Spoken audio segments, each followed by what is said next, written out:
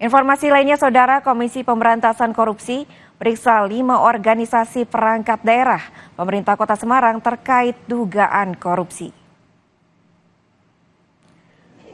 5 organisasi perangkat daerah Kota Semarang yang diperiksa adalah Dinas Pariwisata, Dinas Koperasi UMKM, Dinas Perindustrian dan Dinas Perikanan serta Kesbangpol.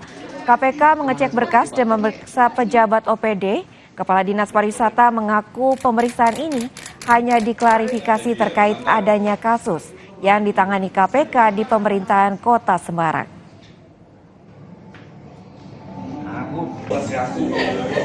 Oh enggak, hanya dicek ruangan kami masing-masing, seluruh kepala OPD memang dicek. Berapa pertanyaan Pak di dalam tadi? Enggak ada pertanyaan, sebetulnya hanya konfirmasi. Iya. Seputar apa Pak? Hah? Seputar Teman-teman udah tahu. Pak, itu Sebentar kegiatan kita saja, konfirmasi itu aja. KPK menyita catatan aliran dana hingga alat elektronik terkait dugaan tindak pidana korupsi di lingkungan Pemkot Semarang yang melibatkan Wali Kota Semarang, Heve Arita Gunaryanti Rahayu alias Mbak Ita. KPK masih terus melakukan penggeledahan di beberapa tempat terkait dugaan korupsi di Pemkot Semarang.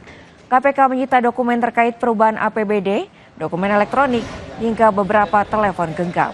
Ita diduga terseret dalam 3 perkara, yakni dugaan korupsi pengadaan barang dan jasa, pemerasan pegawai negeri atas insentif pajak, serta gratifikasi.